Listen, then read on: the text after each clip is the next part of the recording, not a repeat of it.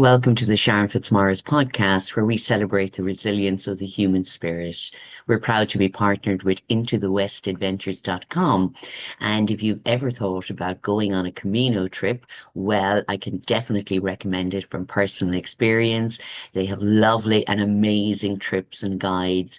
And I went on a Sarria to Santiago Camino trip with them back in 2017, and I loved it so much. I went back and did it again. And they've one coming up in September the 19th to the 26th. If you're interested, check them out on intothewestadventures.com. And now to our latest episode. So my guest today is Ruth Owen, and she is an amazing lady that I have only got to meet face to face today through Zoom. But I connected with Ruth through LinkedIn through a beautiful and very personal post that she created. And we were just talking before we pressed record, and the connection that she has made with other people online through it. Ruth, you are very welcome. I'm so thrilled to be here. Thank you so much for your really kind invitation to talk to you and talk to your viewers and listeners. Oh, thank you. So, and I've still got the shivers because it's amazing. And one of the things this podcast is about connection and real life stories, how we can connect on a deeper level to ourselves and to other people, not just through conversations on a podcast, but online through social media, where you have just said exactly how I feel at times. So we talked about the post that we connected on. And can you share with our listeners what that post was about on LinkedIn? Well, 6 months ago, I lost a daughter. She died of cancer and she was under the very good care of the people at St. Vincent's in Dublin. And she had been diagnosed with cancer at the age of 21 when she was a student in Florida in the US. And she didn't realize she had cancer. She knew something was wrong, but the doctors kept dismissing her and sending her away with pills for a stomach issue. Anyway, to cut a long story short, she was rushed into hospital. They rushed her to another hospital because they couldn't deal with it. And she had a massive operation. And Charlotte had five brothers and sisters. So I have six children.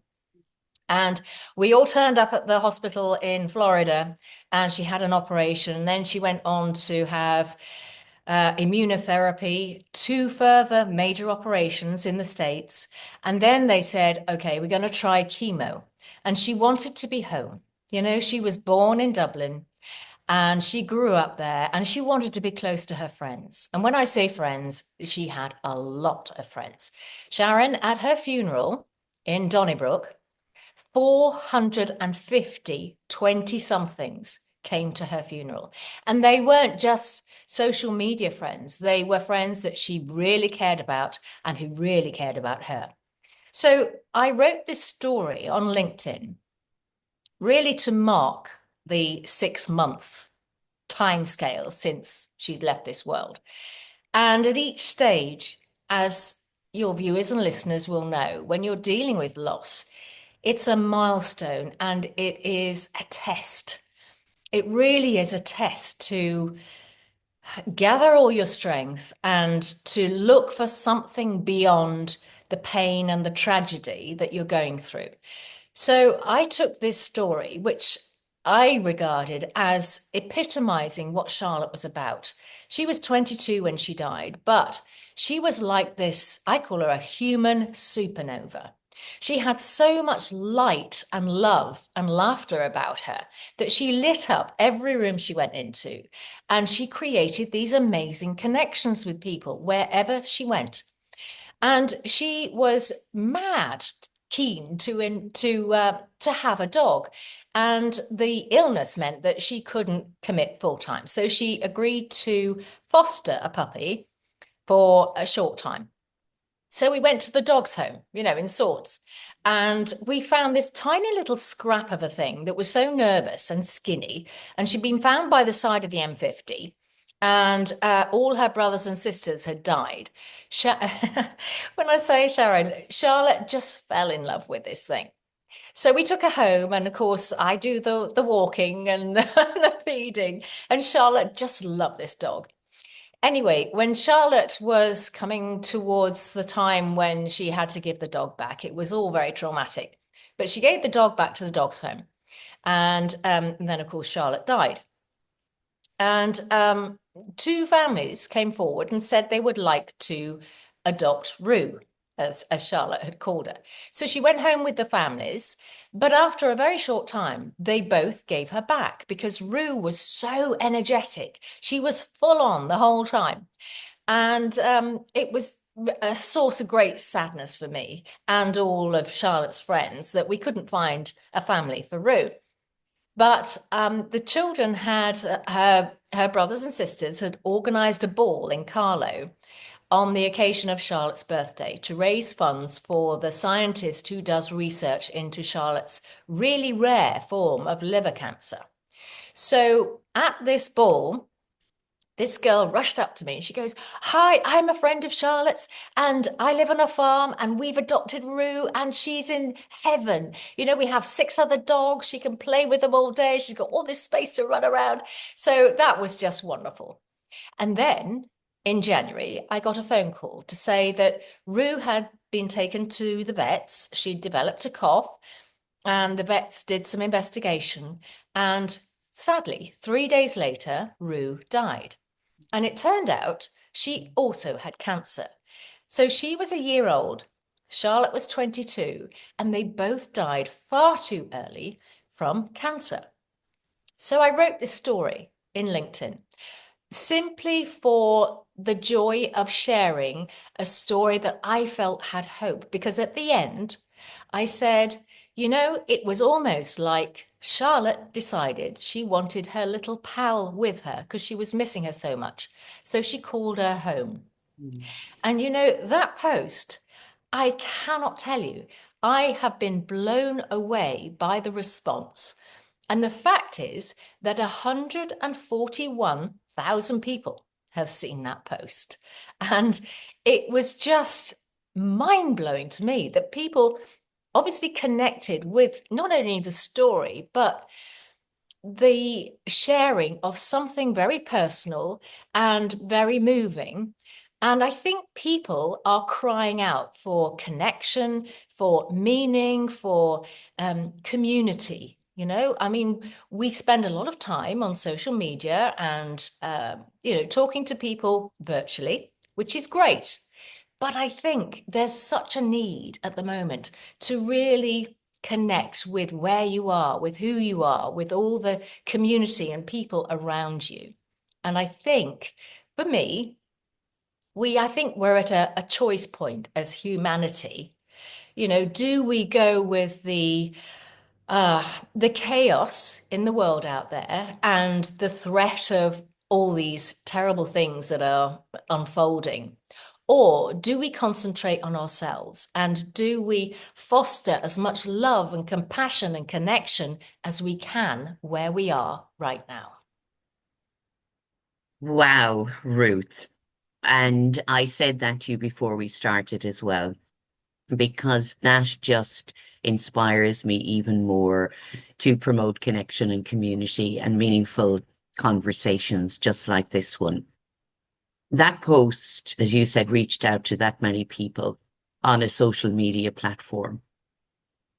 And I'm sure the countless conversations that took place, even with each individual that's seen that post and shared it with their families or friends or work colleagues, it resonated even more and rippled out. So to you, and honoring Charlotte's memory and her beautiful connection with Rue, well done on opening that conversation. And your post also made me very aware of, because we've all experienced loss in our lives in some shape or form, and that we can focus on the loss and the pain and the grief. But in doing that, sometimes we forget about the joy and the laughter. And just as you have described Charlotte and all the beautiful connections she made in her life, to value them and to see that the people that we have lost, if it is through passing or in other ways, that their life counts for something. And in you honoring her in that way, in on LinkedIn in the post. I just thought it was so beautiful. How are you doing today? I'm doing well. I did find the 6 month marker the most difficult. We got through Charlotte's birthday and we'd had that wonderful celebration in Carlo, and people had come together, and then there was Christmas. And so we decided to do something completely different and not be in the same place we were last year when Charlotte was with us. So we were in London, myself and my children, and that was really nice. It was lovely, very special. Um, since then, I've kind of gone quiet. I went quiet in January because I felt the energy was changing and I wasn't quite sure what I was meant to do. Now, Mm, if I can share another story with you, Sharon, about Charlotte. Now, when she was in Vincent's, she was in a coma for the last 10 days. And we had hundreds and hundreds of her friends come to visit her. And I cannot say Vincent's were just magnificent. They were so caring and they were so compassionate. And never once did they say, I'm sorry, it's not visiting hours and you can't have more than two visitors. There were regularly 20 people in her room. mm, And on one occasion, I was sitting holding Charlotte's hand, and I always talked to her because she knew who was in that room. And on many occasions, I saw her eyes try to flutter open, and I was sitting holding her hand and talking to her, and I said, "Look, Charlotte, I need you to do two things for me.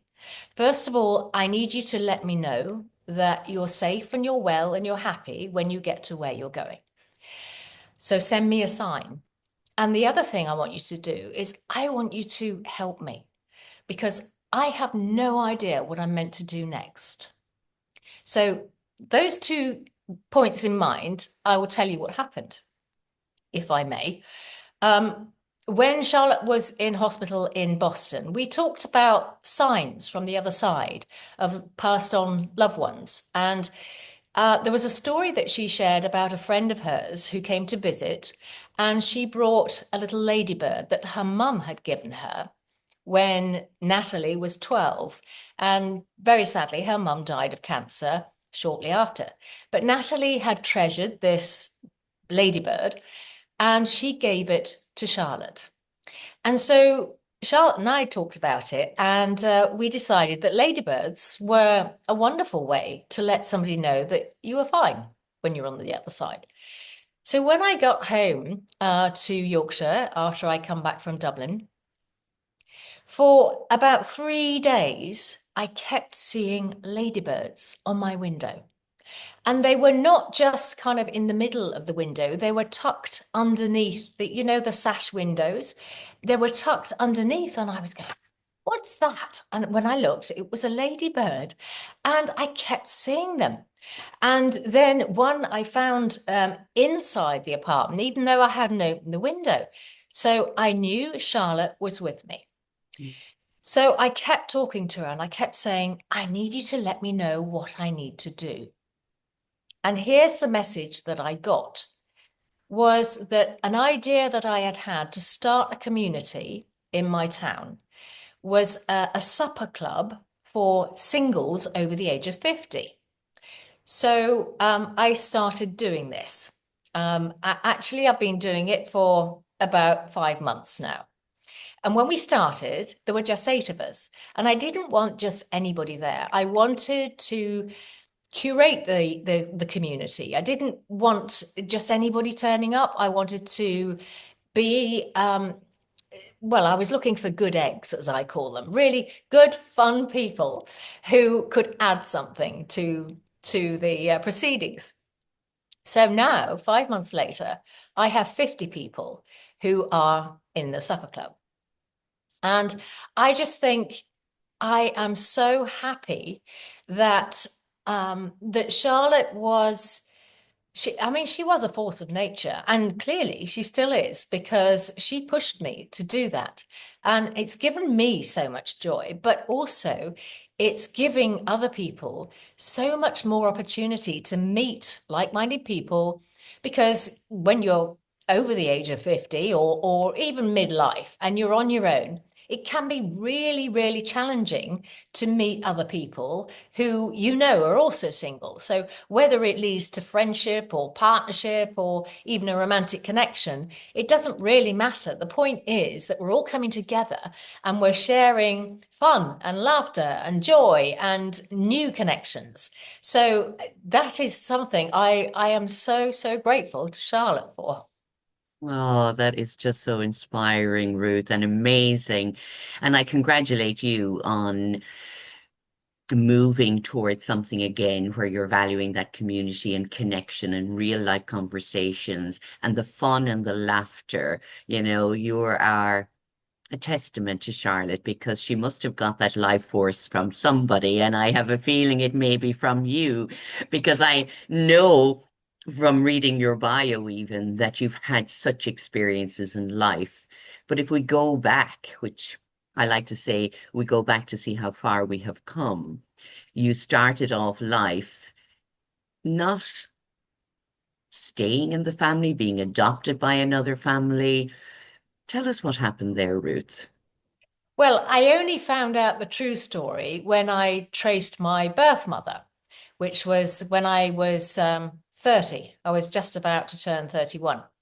And she had moved to America, in fact. And at the time, I was living in America, so it made it easier to meet up with her. But the story was that she was unmarried. This was quite a long time ago when it was definitely not okay to be unmarried and have a child. And she had been working abroad. She was working in Bahrain, which was also quite unusual for a single girl all those years ago.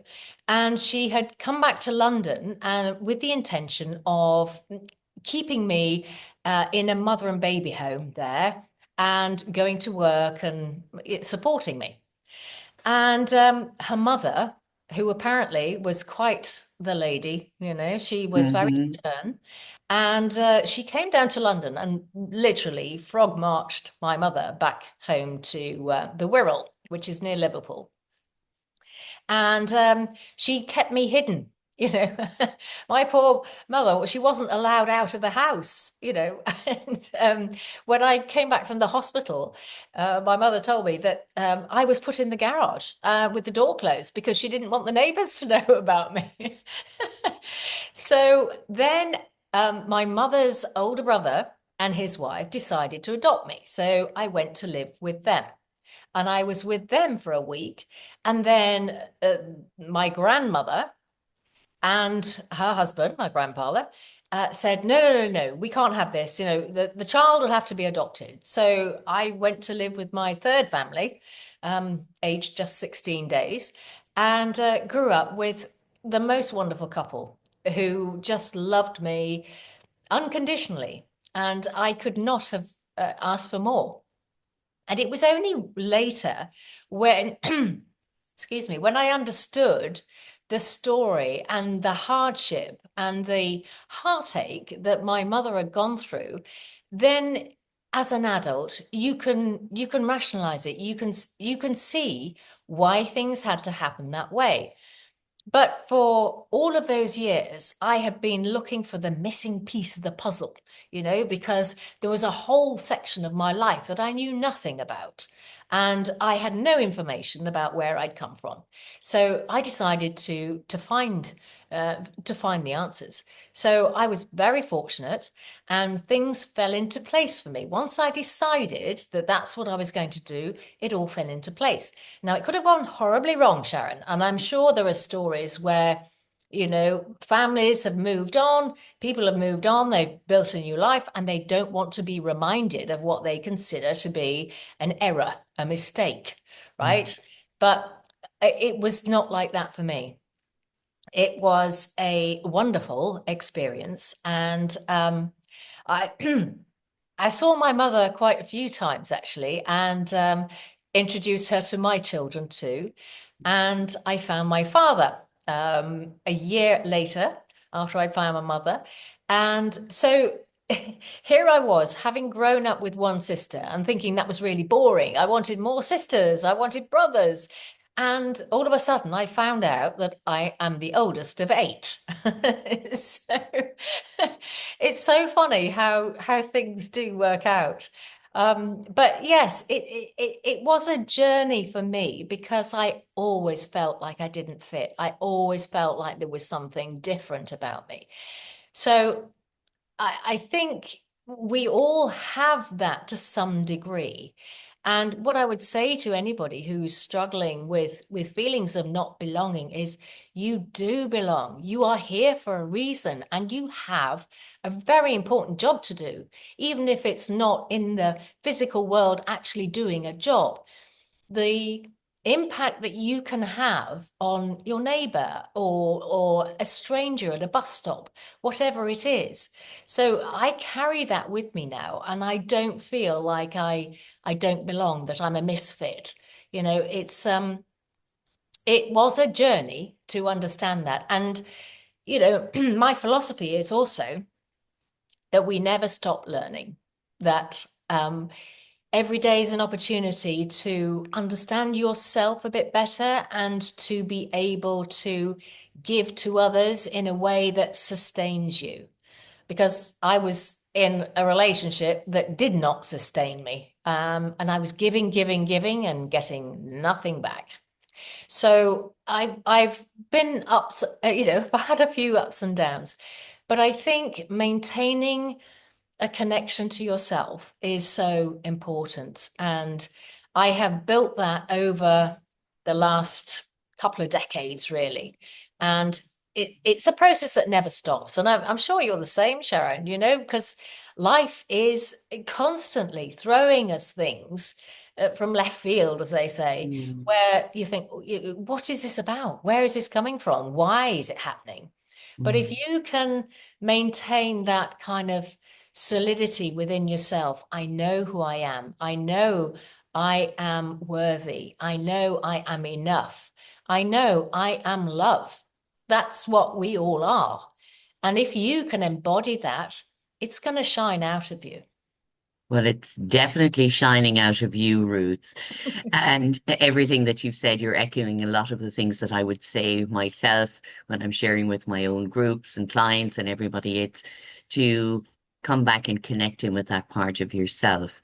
But again, like you know, a lot of people out there and they have that missing part of themselves. And again, in you finding your birth mother and father and realizing you have all of these siblings that you had wished for and finding that connection and a sense of belonging, you know, if you hadn't have found it, if you had been rejected, would it have changed your outlook on your life? I think I would have definitely found it harder Yeah. to come to some kind of appreciation of who I am. You know, it's easier when you can fit the pieces of the puzzle, I call it, together of where you've come from and how you were brought up and who brought you up and who's influenced you. And that is a huge part of who you are. Mm. But there are so many stories, and I'm sure you've talked to lots of people, Sharon, who have overcome immense challenges and immense personal tragedies and what have you. And they have come to the realization that they are complete. And it doesn't come easily. And I'm not saying that, you know, it is easy for any of us. But I think if you can give yourself the time and space to come back to yourself, to believe that you are everything that you need.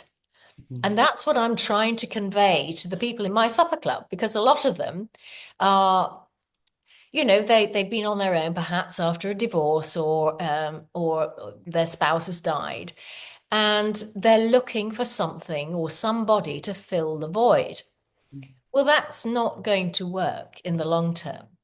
Because unless you come from a place of wholeness, of knowing that you are perfect as you are, because you've done the inquiry, you've done the self-reflection, you've done the growth, you've done the understanding, and you have that connection to either your spirit guides or universe or God or whatever you want to call that, if you have that connection and you have that sense of being rooted in the earth as well, then it doesn't really matter who's around you and what they're doing and if they like you or not.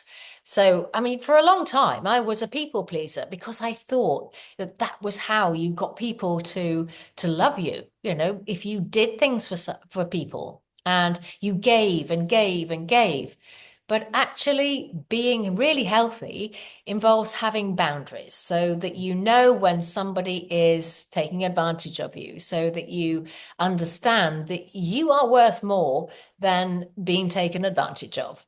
So, yeah, there's a whole cycle of things that we have to tackle, I suppose, as humans. That is part of the human condition, which is not easy. It's a tough gig. Mm. It absolutely is, but also, again, just echoing what you said, is that every day is a learning day, absolutely. And that every experience and every challenge and struggle that we face, we're learning how to be more resilient, that we can overcome struggles, that we can do the hard things. And most of the time, we're doing them by ourselves. We may have people around us that are supporting us, but they can't make that choice or decision or take that step forward for us. And you're kind of proof of that, Ruth, through your life. And because I want to share a little bit more about you, because you're just fascinating. Fascinating you are. So your professional life, and you can see where you are in radio and television because you have a beautiful way of presenting yourself, your voice, in the way that you direct the subject and the topic. And it's just beautiful. You know, I could sit here and listen to you all day, Ruth. But you started off volunteering at a local radio station and you went on to do radio journalism course in London. And you read the traffic news on stations all around London and worked on the news desk at a talk radio station in London.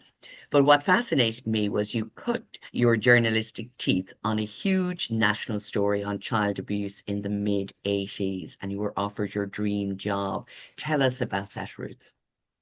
Well, I went from living quite a comfortable life in London and doing bits and pieces for different radio stations, and I thought this is great. But I really wanted to be a reporter, and I really wanted to be in the down and dirty business of getting stories and interviewing people. So, at the first opportunity, I went to the Northeast. Now, in the 80s, when it was Mrs. Thatcher in charge, and there was an economic boom and money was flooding into the South. And do you remember those days when it was kind of the high life, all those people spending thousands on their expense accounts, going out for lavish lunches and dinners and things? Well, the Northeast kind of missed out on that one. So it was it was a region that was severely depressed. All the major job centers had disappeared, the shipbuilding and the steelworks and the coal mining, all of that. And anyway, this story broke about this doctor who came to the region, and she had a new test that she was using to discover child abuse. And this test it wasn't proven, but she was adamant. She was on a mission to prove that, child abuse in this area in the Northeast was rife. And what happened was it was absolutely appalling. Social workers would barge into homes at 3 in the morning, accompanied by the police, and they'd literally snatch children out of their beds at night and lock the parents up until they proved that they were innocent. And it happened so many times, and there were so many stories of families being torn apart, and this absolute fanatic of a doctor determined to prove her point, but ruining so many families. And so I would be out every day talking to families, how it had affected them, what had happened to them. And then it went to the High Court. And so I was still a new reporter. I was earning trainee fees, which, by the way, were peanuts. But I was there at the coalface, as it were, reporting back every day from the gallery in the court, from outside the courtroom, reporting on what had happened. And all these stories were getting fed through to the national network. And I didn't think anything of it. I didn't think, oh, how many people are listening to me? This was in the days before social media. So I was just doing my job, but I loved it. And I was working maybe 14, 15, 16 hours a day sometimes, but I didn't care. It was my passion. And then I was out on a job one day, and the reporter from the television station of the region, I said, "Oh, hello, Peter." I said, "Are there any jobs going at your place?" He goes, "Oh, I don't know. I'll make an inquiry." Well, the next day, I got a phone call from the news editor in Newcastle. And he said, well, I'm very bad at doing a Newcastle accent, but he says, well, yeah, Pet, he says, "I think you're looking for a job. I've heard. Is that right?" And I said, "Well, I would love a job at your station, of course."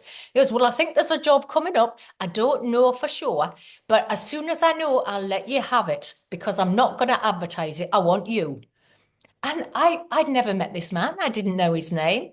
I'm sure that wouldn't happen now, but it was just a bit of magic, It was one of those moments where you think, "Whoa, there's somebody looking out for me Mhm. up there." Absolutely. And every time you express something about what you've done or what you're doing, and even in the supper club, it's your enthusiasm, it's the passion that you can hear in your voice, but I loved it, even though I was working all of those hours, I loved being out there on the cold face of it, and then even getting offered the television job. It was like, again, we talk about the synchronicity, the energy that comes towards us, that what's right for us, whatever we believe about it at the time, whether it be good, bad, whatever, but that we're learning from that experience. And I think your life has been filled with all of those experiences, Ruth. Well, it's been filled with magic. I know there's been a lot of things and a lot of challenges that I've had to overcome and work through. But I believe that there is some force working with us. And if we just open up to it and if we invite it in, I think there's magic everywhere. Don't Mm. you think? Oh, absolutely. I often say, Ruth, and because I'm quite passionate as well, and if I love something and I can feel it, I know that has an effect energetically and that ripples out into the world for me. And then I receive these opportunities. I get to speak with amazing people like you. I come into contact with them going, how did she pop up on my LinkedIn, feed today? That story is amazing. I want to get to know that lady. And I'm not afraid to reach out and say hello and say, that inspired me today. And please come and share your story on the podcast, which thankfully you've graciously accepted and are here today. And already you're creating magic in our conversation by sharing your passion. I really believe that every one of us have the power to go and create an amazing life, no matter the circumstances we are in or we have endured in our lives. And you're kind of proof of that. And even after losing Charlotte physically, because Mm. I know in other ways she's very much with you, but that you didn't stop and lay down and give up on life. You still carry the loss of her, but you're also carrying that joy that she had in her life within you. And you're sharing that now in your supper club with other people and offering them a place to connect at the level of joy and fun and laughter, but also to share your life experiences. Because as you said, we've so much to learn from each other. Oh, we have. And I'm a huge believer in not being afraid to take risks. Mm. I'm not talking about running across a No. busy motorway. But I'm talking about doing something that pushes you out of your comfort zone. And if I can, I'm going to share another story Mm. that I think because of my journalistic kind of experience, I suppose. When I got into television, I was the new kid on the block. And this opportunity came up for one of our reporters to go to the North Pole. Imagine that, going to the North Pole to report on a guy from our region. So it was a regional story who had led an expedition to the North Pole, an international expedition, and he was the first man in history to walk to both poles because he'd walked to the South Pole already. Now, the guy who I asked if he had a job at the station, he was scheduled to go, which was fine. It was fair enough. You know, he'd been at the station a long time. And one Friday night, the news editor called me and he says, I'm coming down to your neck of the woods. He says, are you available for a drink after work, like? And I went, yes, sure. So we go to the pub, just him and me. And then he says, what you doing on Monday? So I went, well, I'm working. So he says, well, do you fancy going to the North Pole? And I Yes, I had no idea what it involved. I had no idea what I was expected to do. I just said yes. And then Wow. afterwards, I'm thinking, oh my gosh, how do I do this? I mean, I'd never flown transatlantic before. So there I am flying transatlantic. I get somewhere in Toronto and I get to bed exhausted. I'm shattered, you know, and then the fire alarm goes. So we all have to go outside and it's, you know, freezing. And then the next day, I'm on a plane with 200 journalists from all over the world, from Japan, from Brazil, from New Zealand, from Canada, everywhere. And Russia, right? There's Russians on board, and they were scary. Oh my goodness. Anyway, we get to this place, which is technically it's 600 miles south of the North Pole, but it was a little village that was it's the northernmost point of inhabited Canada. So it's pretty far north and it's inside the Arctic Circle and all that. And it was May and it was 24-hour daylight. So there was a film crew from CBS, which is an American crew, and they said, "Do you want to come with us? We're just going to explore." This was like 3 o'clock in the morning, so I was, "Yeah, sure." And it was lovely, bright sunshine. So we were driving around, and there were these oil barrels with one had a polar bear head on top of it, and then the skin had been stretched out on a you know a wooden frame, and all these extraordinary things we saw. And anyway, the next day, the crew that I was using, they were with the team that was in the North Pole, and they were all going to fly back to meet us where we were. And I was going to use that film crew to finish my story and file it via satellite. I'm going, oh my goodness, I don't know how to do that either. But anyway, I'll figure it out. Anyway, the crew were trapped at the North Pole because the weather closed in. So I had a satellite time booked and no story. So I go to the crew that had taken me round and I said, can I borrow some pictures of yours? So they gave me the pictures. Then I thought, well, I have to do a piece to camera. You know, when you see the reporter standing there with the microphone talking to the camera.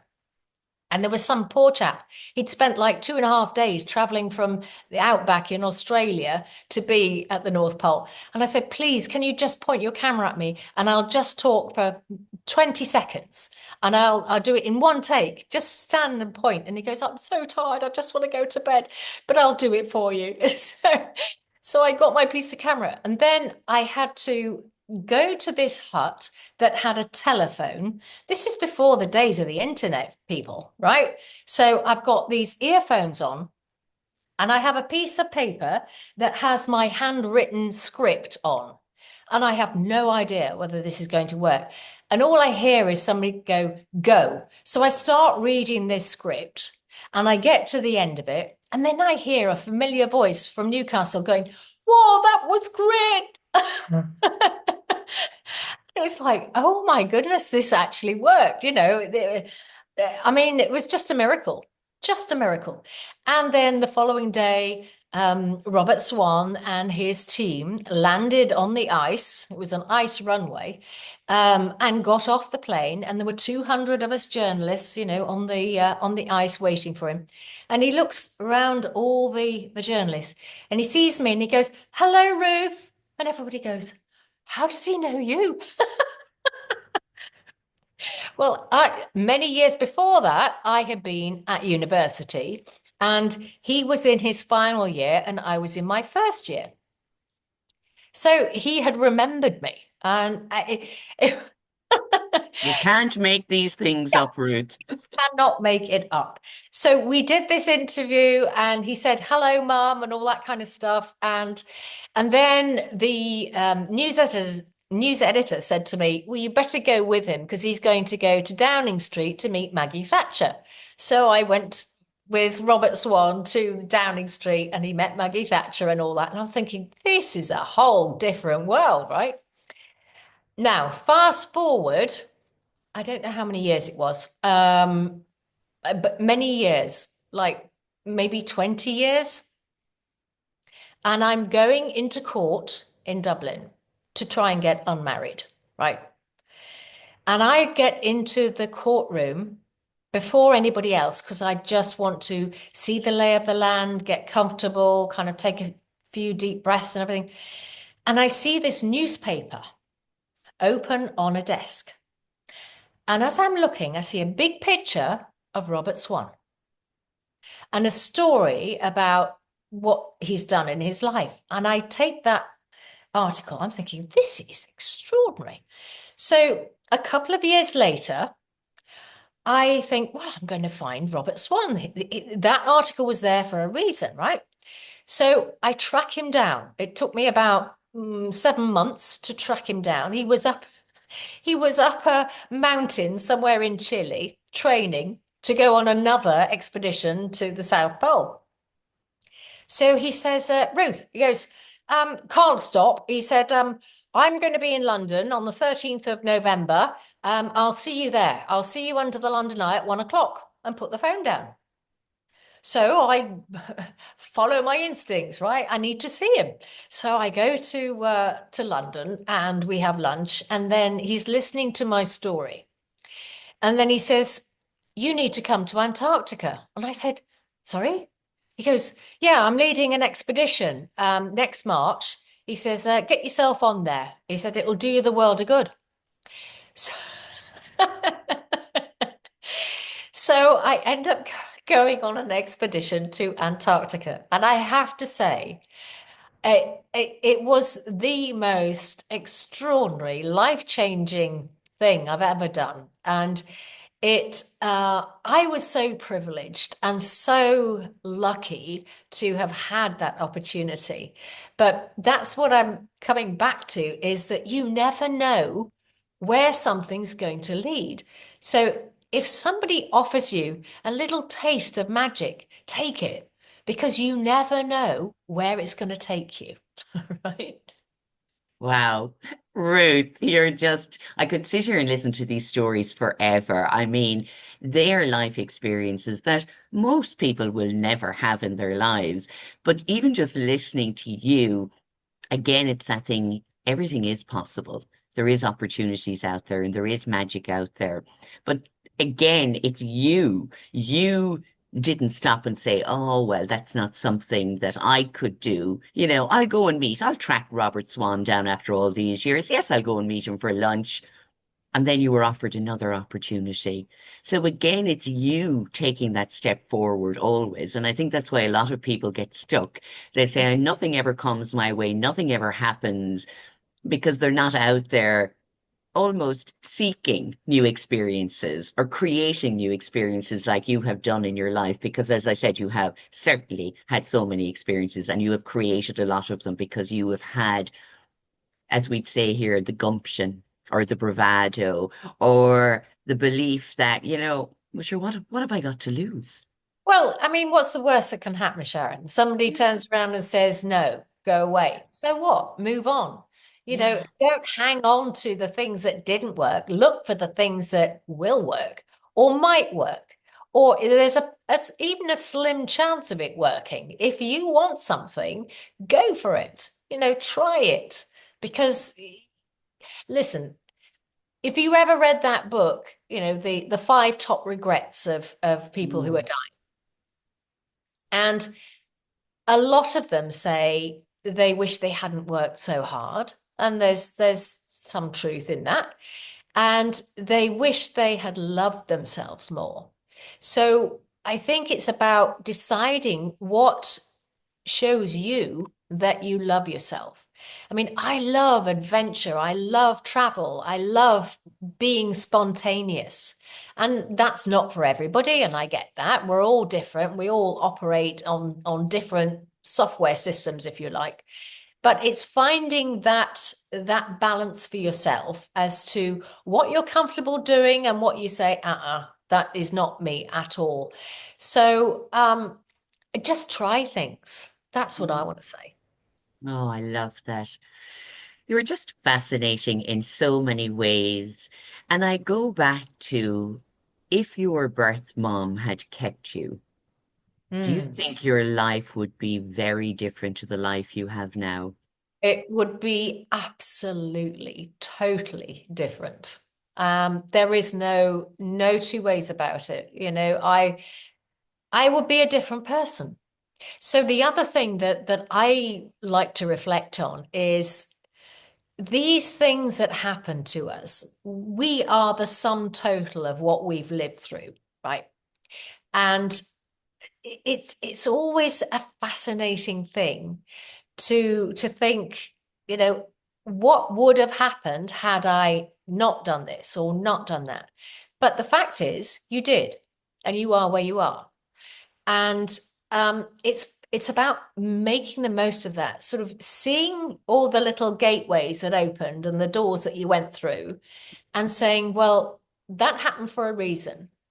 And the reason is I am here where I am now, and I know what I know now. And I am now wiser because I've been through all these experiences. And it's about harnessing that. That's your power. You Mm. know, those things have created who you are now.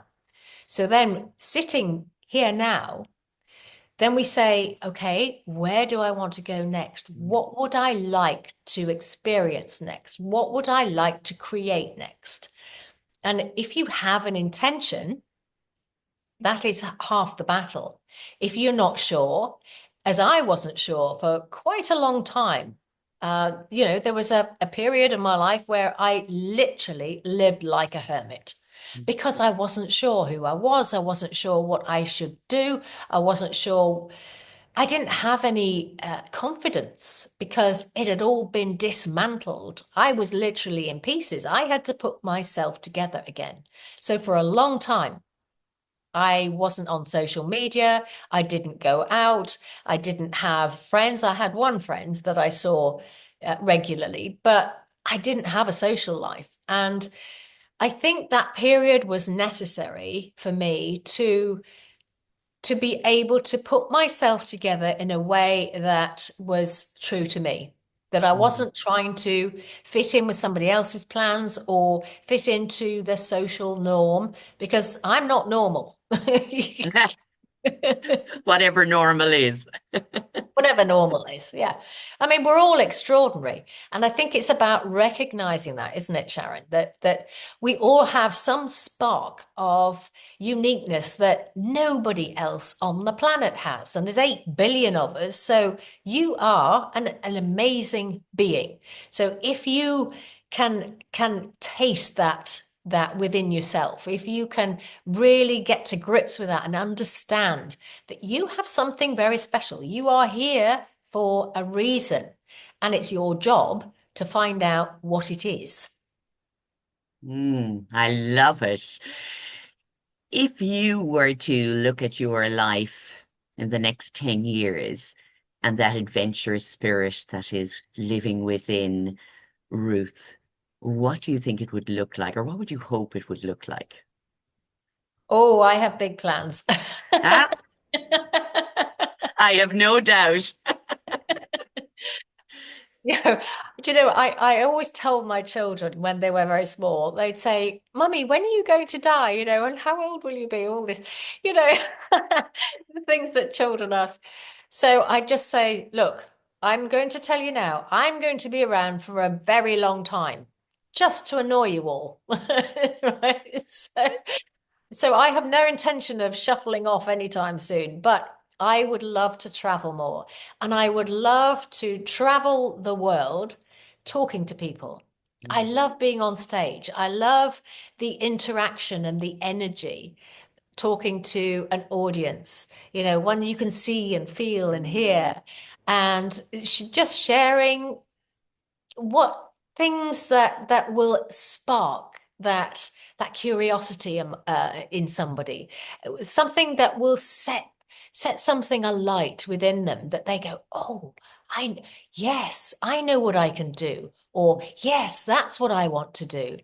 And I think we're all here really as pebbles, if you like, in the vast oceans of time, and each pebble does have a ripple effect. So I want my pebble to reach more people and to touch people in a way that wakes them up to their own magic, to their own power, to their own connection to whatever it is that they find vital and important. Well, you've certainly created a lot of magic with me today because I just feel energized after our conversation. And I can only imagine that my listeners would feel the same and would want to connect with you because I think it would be amazing to see you live on stage because it has been an absolute pleasure just listening to you and connecting with you online here today for the podcast. So, you please do let me know when you're going to be on that stage speaking to more people, and I hope to join you and be cheering you on from the audience because you are a powerhouse. You're a piece of lightning in the world.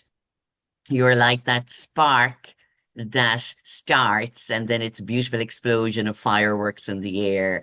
There is so much about your life, Ruth, that we haven't even discussed on the podcast today, but I think everyone would be really interested in finding out more about you. So I know that I connected with you on LinkedIn, and my listeners can also connect with you on LinkedIn. Is there any other way people can connect with you, Ruth? Well, actually, I am on Facebook as well. So it's facebook.com, Ruth Owen. I think it's Ruth for Owen. I'm really bad at this. I'm not very good at self-promotion. But look, you'll see my picture, so you'll know Ruth Owen. And if people would like to connect with me, then I'll share an email with you, ruth@ruthowen.co. I don't have a website as yet, but yeah, email, LinkedIn is probably the one that I use most, and Facebook, or the email. Okay. Perfect, Ruth. Thank you so much. And I can only wish you continued success in everything that you do. It is not going to be the last of your light shining in this world. I am sure of it. And good luck with your amazing supper club. I think that is just a fascinating beautiful community to create because you're helping people create more confidence around themselves, relationships, and who they are. And I think sometimes after loss or loss of a relationship or a partner, that people do tend to lose themselves in grief or who they are because they've identified with that relationship or that person for so long. They forget who they are on their own. And again, we can say that's extremely sad, but also an opportunity to learn who we'd like to become. And that no matter what age you are in life, that you can always create yourself in the image of who you want to be and what you love doing as well, that there is no age limit to it. And I think if that's something we can share to the generations that follow on, we'll be leaving a good trail. I totally agree with you, Sharon. And if you think about every stage in life, we have the opportunity to reinvent ourselves to some degree and to always look for that little something that takes you further along the path of wisdom and love and compassion and growing a little bit every day, just a tiny bit. You don't have to make it a big hoo-ha. It's those little tiny steps. What can I do right now that shows me that I am becoming better? That's always in my head anyway. Ruth Owen, it has been a pleasure, and thank you so much for sharing your stories and your wisdom and your joy and your insights with myself and my listeners. We really appreciate it. I am just so delighted to be here, Sharon, and thank you for the opportunity. It's been my pleasure, and I hope somehow that I've helped somebody out there to look at things in a different way. But it has been a joy to be here, and thank you so much for this opportunity. Oh, thank you. So, thank you everybody for listening today. I'm sure you're as inspired as I am by Ruth and her amazing life. So, please, as I said, do go and check her out on Facebook, Ruth Owen, and also on LinkedIn. And until next time, take care of you.